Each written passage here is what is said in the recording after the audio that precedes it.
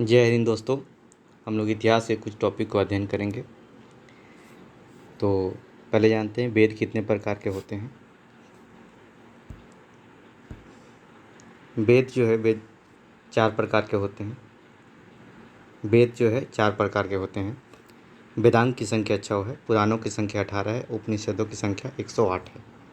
चलिए सबसे पहले हम लोग देखेंगे कि सबसे पुराना वेद ऋग्वेद। यह सबसे प्राचीन वेद है। ऋग्वेद को पढ़ने वाले को होत्री कहा जाता है। ऋग्वेद जो पढ़ता है उसको होत्री कहते हैं। ऋग्वेद के तीसरे मंडल में वो गायत्री मंत्र का उल्लेख किया गया है। ऋग्वेद के 9वें मंडल में सोम देवता का उल्लेख है।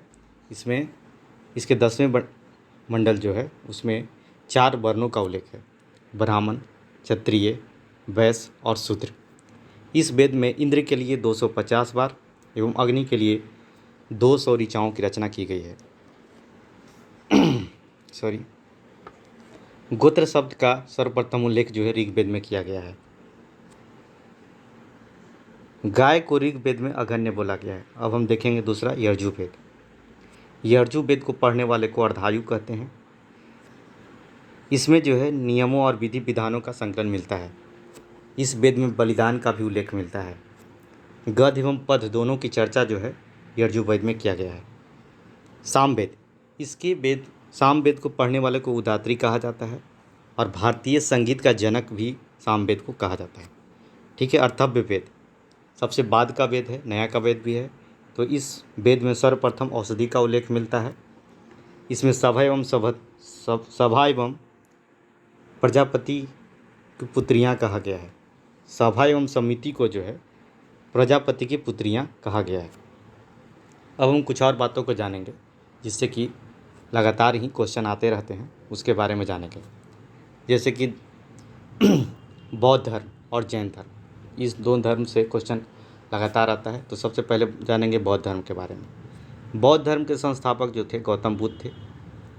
गौतम बुद्ध का जन्म 563 ईसा पूर्व लुम्बिनी नेपाल में हुआ था और इनकी मृत्यु 463 ईसा पूर्व कुशीनारा उत्तर प्रदेश में हुआ था। इनके बचपन का नाम सिद्धार्थ था और इनको 6 वर्ष की कठिन तपस्या के बाद 35 वर्ष की आयु में फल्गु नदी के किनारे इनको ज्ञान की प्राप्ति हुई थी। और जानेंगे बुद्ध ने अपना पहला जो उपदेश दिया था वो सारनाथ में और सर्वाधिक जो दिया था वो श्रावस्ती में दिया था। ठीक है। बौद्ध धर्म में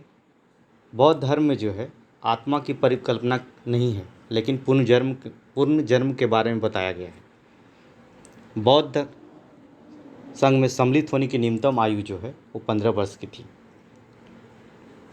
गौतम बुद्ध ने अम्रपाली को सर्वसम्मति से स्त्री रत्न घोषित किया था। गौतम बुद्ध को एशिया का ज्योतिपुंज कहा जाता है, लेकिन किसने कहा था? सर एडविन अर्नाल्ड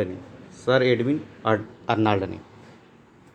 बौद्ध धर्म में समय समय पर सभा हुआ और उसके 4 बार हुआ, उसके बारे में जानेंगे। प्रथम संगति जो हुआ था 483 ईसा पूर्व में हुआ था। राजगीर में हुआ था स्थान। अध्यक्ष जो महाकश्यप थे, शासनकाल जो था वो अजातशत्रु का था। द्वितीय जो था 383 ईसा पूर्व में हुआ था वैशाली में। उसका जो अध्यक्ष था सवाकामी था और उसमें शासनकाल जो था कालाशोक था। तृतीय जो हुआ था संगति वो 250 ईस्वी में पाटलिपुत्रा। अध्यक्ष जो थे मोगलीपुत्र तीस था और शासनकाल अशोक का शासनकाल था। चतुर्थ जो हुआ था 98 ईस्वी में हुआ था, कुंडलवन में हुआ था। अध्यक्ष वसुमित्र थे और शासनकाल किसका था? कनिष्क का शासनकाल था। चलिए अब आप आगे देखेंगे जैन धर्म के बारे में। जैन धर्म के संस्थापक जो थे वो ऋषभदेव थे। ठीक है। जैन धर्म के संस्थापक ऋषभदेव थे और जैन धर्म के 22वें जो तीर्थंकर हुए वह अरिस्टोनेमी और 23वें पार्श्वनाथ थे। 24वें जैन धर्म के अंतिम तीर्थंकर हुए महावीर स्वामी। महावीर स्वामी का जन्म 540 ईसा पूर्व में कुंडग्राम वैशाली में हुआ था। महावीर की मृत्यु 468 ईसा पूर्व पावापुरी नालंदा में हुआ था। महावीर के बचपन का नाम वर्धमान था। इन्होंने 30 वर्ष की आयु में सन्यासी जीवन को स्वीकारा था और 12 वर्षों की कठिन तपस्या के बाद ऋजुपालिका नदी के तट पर साल वृक्ष के नीचे जो है इनको ज्ञान की प्राप्ति हुई। महावीर ने अपने शिष्यों को 11 गंधारों में विभाजित किया था।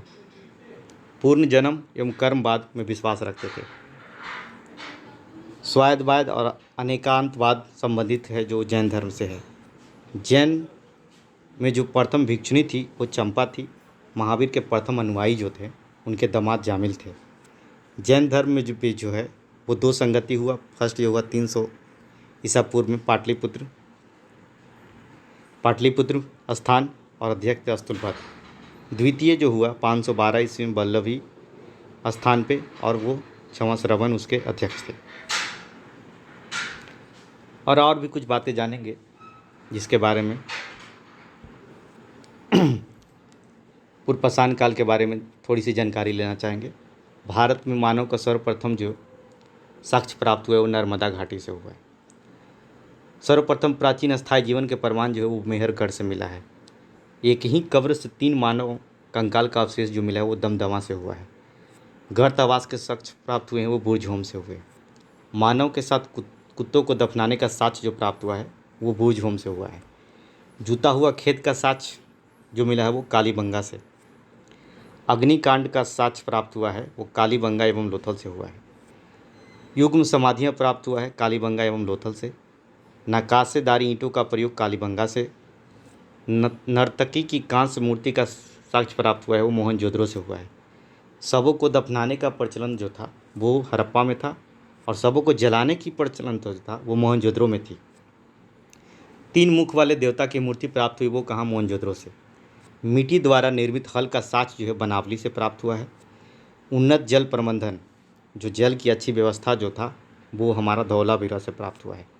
शैलकृत स्थापत्य के प्राचीनतम प्रमाण प्राप्त हुए वो धौलावीरा से हुआ है। वैसा हड़प्पा कालीन स्थल जो 3 भाग में विभक्त था वो धौलावीरा था। कृषि का प्रथम साक्ष्य वो मेहरगढ़ से मिला है। लेकिन चावल का प्राचीनतम साक्ष्य की बात करें तो वो कोल्डिवा से प्राप्त हुआ है। आग का आविष्कार जो हुआ है वो पूर्व काल में हुआ था। पहिए का आविष्कार नवपाषाण काल में हुआ था। मानव द्वारा सर्वप्रथम प्रयुक्त अनाज जो था जौ या यव था।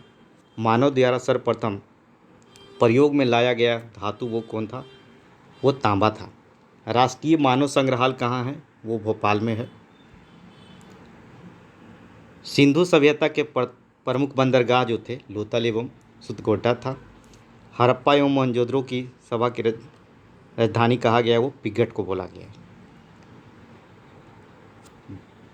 थैंक यू दोस्तों। आप लोगों को वीडियो कैसा लगा हमें ज़रूर बताएं। लाइक और कमेंट भी करें, इससे हमें मोटिवेशन मिलेगा और आगे भी वीडियो बनाते रहेंगे।